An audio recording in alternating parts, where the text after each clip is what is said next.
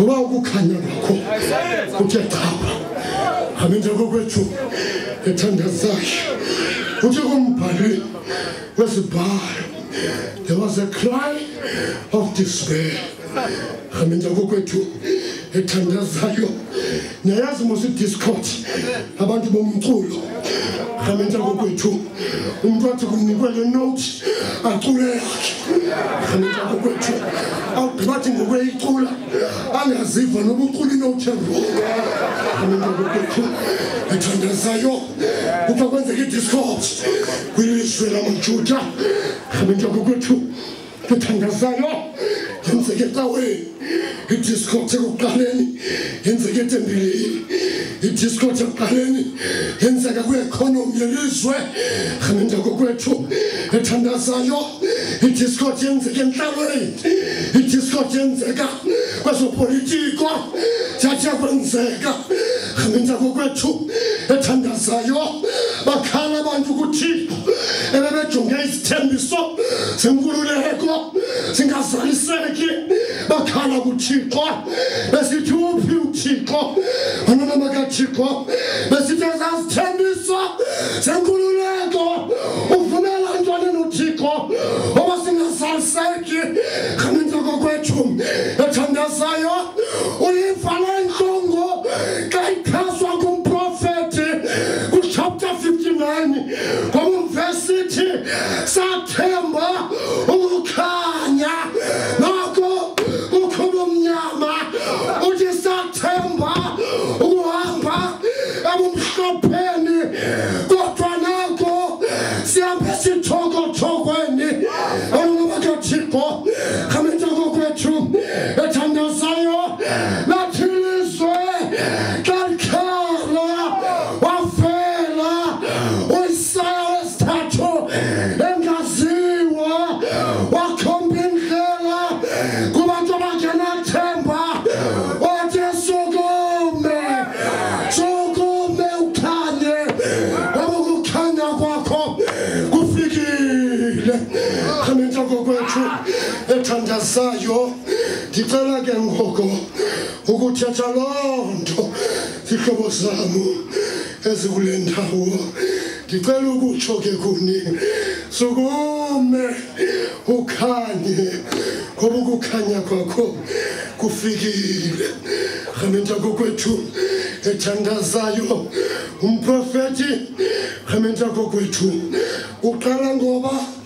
phambi koba ayithethe le nto abeke izinto kwiperspective amenjako kwethu ethandazayo ngoba abantu lakonakala ilizwe bablame uThixo amenjako kwethu ethandazayo uqala umprofeti abeke izinto kwiperspective ngoba abantu bakonakalelwa belatha kuThixo amenjako kwethu ethandazayo uthi xa sakutsho umprofeti tonight uyayivela nto ekhalela ngumprofeti ngoba isikhalo somprofeti sesokuba abantu ababengamakhoboka bathi bawukhululwa ebukhobokeni bathatha igazi labo balenza amakhoboka banona bakaThixo zihlobo zam ezikule ndawo umprofeti ke uqala beke izinto kwiperspective ngoba nje mva esithi salublame uThixo owam uThixo indlela yakhe ayinzima oba ingefe inkalo yakhe ayimfitshane oba ingasindisi obukhwenya benu obumrhothileyo uThixo zisono zenu esibusithelisileyo ubuso bakhe athi awukhulu ukutsho athi responsibility yenu arise and shine ngoba ukukhanya kufikile amenjako kwethu ethandazayo zintathu ke zinto sizothandaza ndicela into yokokuba nigoduke nazo zihlobo zam ezule ndawo zintathu kwezinto endicela into okokuba kula mazwi omprofethi sizifunde abantwana bakaThixo zihlobo zam. Eyokuqala into afuna siyifunde umprofethi Isaiah, despite its power, darkness is not the ultimate reality. Abantwana bakaThixo uthi ngaphandleni koba nje ubumnyama bunamandla kodwa masazi uba ubumnyama abunalizwi lokugqibela. Khamenza kokwethu ethandazayo umprofethi uthi mandithi kuni kusasa nje ubumnyama khamenza semondi has not the final word. Abantwana bakaThixo ubumnyama uthasoze ugqibele bona ubumnyama kungabikho nje kwesibani. Uyabona afuneka kube mnyama ususa nje isibani. Abantwana bakaThixo uthi umprofethi ubumnyama akusoze kugqibele bona. Kenani kulo nyaka lelo themba khamenza kokwethu ethandazayo ndoqala leyo endicela niyijonge zihlobo zamu. Kodwa xa esitsho uqala umprofethi avune inyaniso. Khamenza kokwethu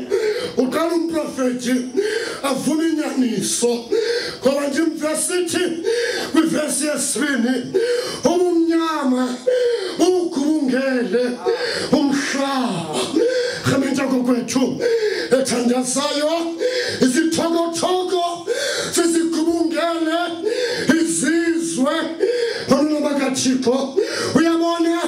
xa uzawudilishana ne-challenge yobumnyama funa ungabudinayi ubumnyama. Into yokuqala efuna uyivume xa uzalwa nobumnyama ithi ndiyavuma ukhona ubumnyama. Utsho lo mprofethi into ebangela into okokuba singabi namandla okulwa nemikhosi yobumnyama siyayikhanyela intoba siyapha ebumnyameni. Uthi umntu apha ebumnyameni athi ndibhakile ndiyazibona apho ndibheka khona. Uthi enqandwa athi ndiyayazi indlela. Khamenza kokwethu ethandazayo istep sokuqala umprofethi uyayivuma ireality yokokuba siphile ebumnyameni. Khamenza kokwethu ethandazayo zihlobo zamu khamenza sekhaya into yokuqala masiyamkele wethu ethandazayo manje ninike nje intwibeni ndiyothuka apha evekini. Khamenza kokwethu kulandelelana ii-couples ezine. Abantwana bakaThixo onke amadoda si-foreigners kodwa iintombi zonke ziintombi zalapha becela uba ndibatshatise. Ubumnyama buligubungele ilizwe wathi umoya ayingomtshato wamanyani lo. Aba bantu bathengiwe bazawubhatalwa oba batshate ukuze la madoda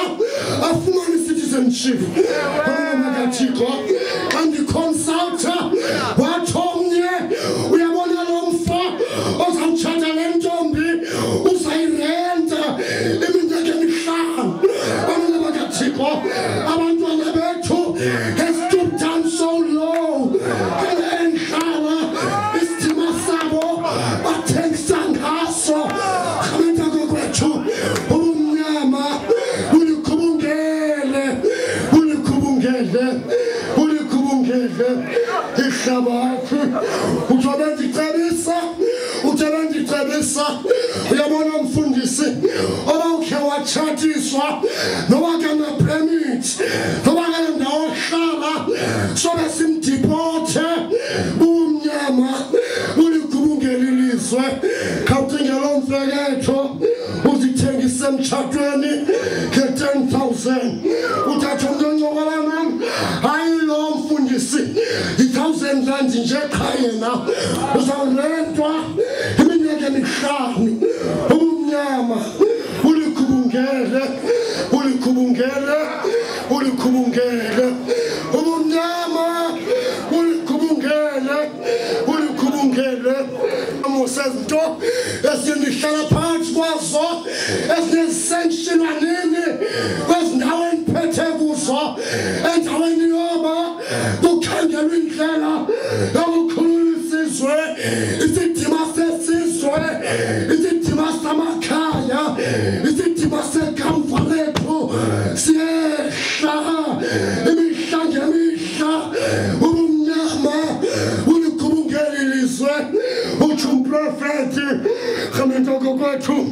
ethandazayo andifuni ke nokuthetha ngale express yemeya zalapha khamintoko kwethu ubumnyama kodwa isansi zona zithi ilizwe liqhunya ubumnyama abantu abaliboni kakuhle ikamva labo noba babheka phina kwabilizwe liqhunya ubumnyama utsho umprofeti khamintoko kwethu ethandazayo nyamaza ukhawulayo niyayazi imitshato yenu indlela eqhawuka ngayo umuntu uthe kulo wakhe abetsala intamo ejongo ngaphesheya khamintoko kwethu ethandazayo ukwinto entsha ngoku amadoda amathathu emzini inye eyindoda yokwenyani amanye zizilehle ilizwe lethu likhutshungelwe ubumnyama khona bakathixo kumnyama ecaweni kumnyama emakhaya kumnyama esikolweni kumnyama elizweni khona bakathixo kodwa umprofeti uthi mandithi kuni noba sisithoko kodwa sizawudlula khona bakathixo umveka esithi umprofeti umpostile athi ubumnyama uyadlula kodwa ukukhanya uyabonakala khamintoko kwethu ngamanye amazwi uthi umprofeti uthixo sosavume ubumnyama ukoyise ukukhanya ekugcineleni ukukhanya usakoyisa bona bakathixo utsho umprofeti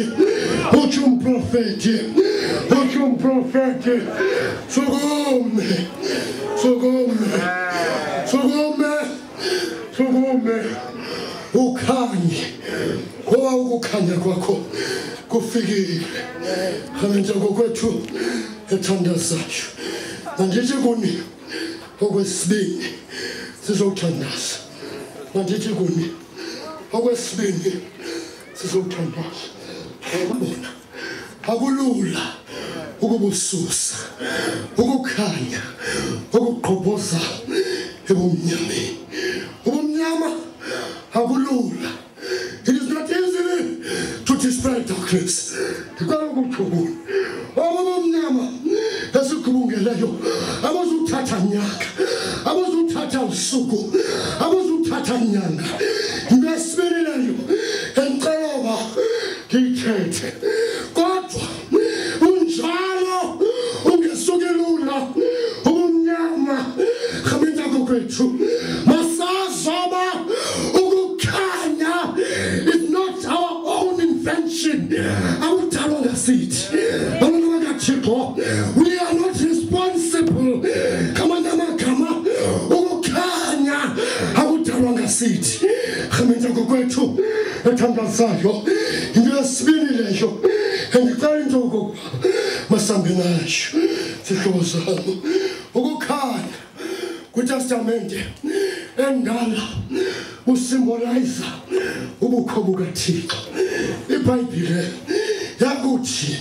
ukukhanya ithi iBhayibhile ukhona uThixo khamenta kokwethu ethandazayo ukukhanya khamenta sekhaya imetaphor yosindiso imetaphor transformation imetaphor reconstruction imetaphor yawakhiwa kwamanqulu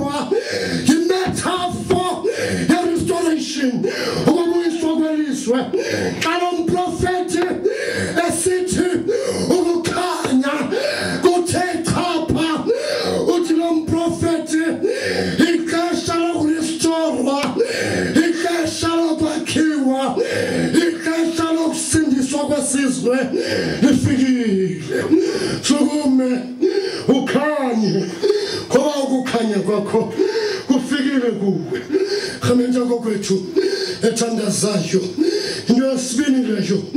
engicela ukuba ndiyithethe khamenza semonje nani yonke enihlangene lapha khumbulani nje okokuba you are not the source of light bantwana bakaThixo ukukhanya kuthe chapha kuwe you are not the source of light khamenza yasemonje khumbuzana urhulumente okokuba kayo source light akayiyo khamenza kokwethu ethandazayo khumbuzana urhulumente okokuba inkululeko ayiyo idea yamntu khamenza kokwethu ethandazayo I think noba inkululeko idea yomntu ayiyo idea yamntu bantwana bakaThixo noba iCOPE noba iDA noba iANC liberation ayiyo idea yamntu nguThixo owatsho kuqala wathi ndizibonile iintsizi zabantu bam wathi ndehlile liberation yadie kaThixo bantwana bakaThixo khamenza kokwethu ethandazayo umsebenzi wethu njengecawa umsebenzi wethu njengamapolitiki singamagosa kaThixo ukuzisa utshintsho kwelizwe sukume ukhanye ngoba ukukhanya kwakho kufikile ukuyithetha basiphawula lento lo mprofethi there is an understanding hapha ekufuneka ukuba siyiphawule kulo mprofethi his understanding salvation and liberation bantwana bakaThixo uthi lo mprofethi ngexesha likaIsaya wesibini salvation bantwana bakaThixo the liberation was historical ngoba yayilithuba lokukhutshwa kwabathinjwa labantu ababhadileyo bagoduke babheke ekhaya historical ngohlobo loba yayilithuba lokukhulwa kwabathinjwa yayilithuba lokuba kubuyisela isidima selizwe salvation was historical kodwa kulo Isaya it is a cosmic change inguqu enhlabeni ilento athumpedesh emveni kwezinto zenzekile zokwakhiwa kwelizwe isalvation inhlalo ephetheshekileyo inhlalo elungileyo inhlalo ebunqathu khamenza kokwethu ethandazayo usindiso ngoba lo mprofethi ayikokukhululwa kwabathinjwa bantwana bakaThixo akwakunikezelwa kwelizwe ebantwini balo usindiso ngoba lo mprofethi njengoba abantu abalambileyo babahluthiswe amahlwempu bawembathiswe abantu abangena amakhaya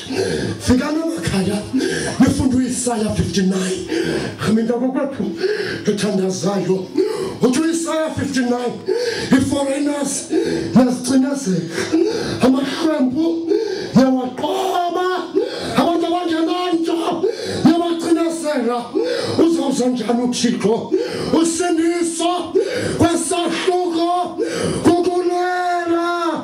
inhlalo yabantu khamenza kokwethu ethandazayo ngoba inkululeko yomlomo ngoba inkululeko yezikhundla ngoba inkululeko yamagunya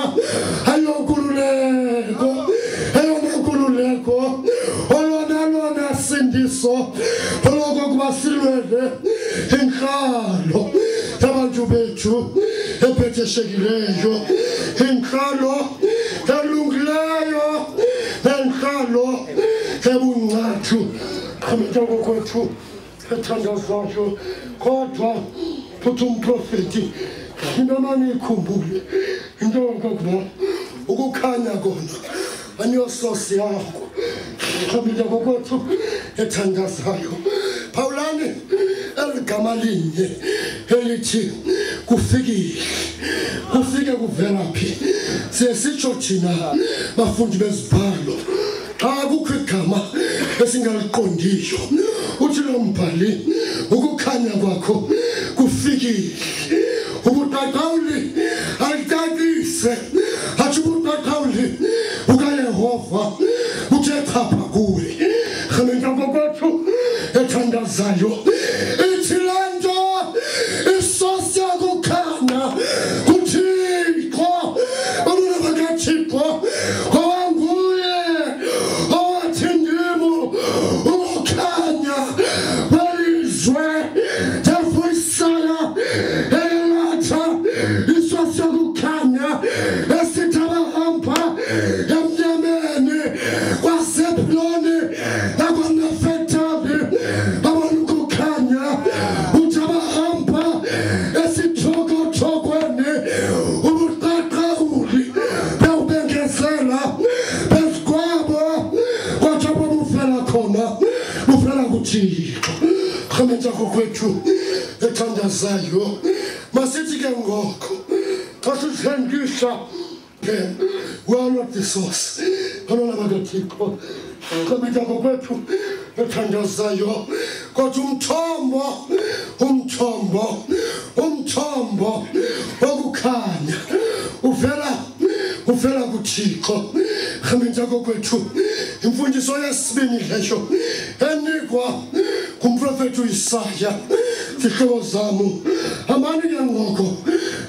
ngoko nibhekapho enibela ukukhanyisa khona kodwa amani nisazi ukukhanya enizawukhanyisa ngakho akuphumi kuni kuphuma kuThixo khamenta kokwethu ethandazayo into yesithathu mandithi kuni okokuba ukukhanya kwakho kufikile unoxanduva okokuba usharishe ukukhanya okufike kuwe khamenta kokwethu ethandazayo uxanduva lwethu uthi lo mprofeti okokuqala ukukhanya akugqibeli khona okwesibini uthi lo mprofeti ukukhanya kuphuma kuThixo okwesithathu uthi ninake ngoko enditheni ngamagosa okukhanya kukaThixo enikule nkonzo neningekho kuye uxanduva lwenu uthathe isibane ubheke bumnyameni khamenta kokwethu into yesithathu leyo endicela ukuba ndiyithethe mandithi kuni khamenta semuthi the place of light is in darkness khamenta kokwethu ethandazayo ayikho indawo yokukhanya isebumnyameni ayikho yabona kule cawu akonidi yokukhanya nona bakaThixo akomfuneka yoba ulethe isibane sakho apha ngoba phecawini kukhona lokhu kukhanya kwelizwe nona bakaThixo indawo yokukhanya isebumnyameni ayophunya ndifu khamenta kokwethu ethandazayo inkathazo yethu nona bakaThixo sifuna ukukhanya phecawini nona bakaThixo fike sisunduzana fike sitshalana sifuna ukukhanya apha ecaweni athi omnye egqothile ethile komnye ngoba sifuna ukukhanya abantwana bakaThixo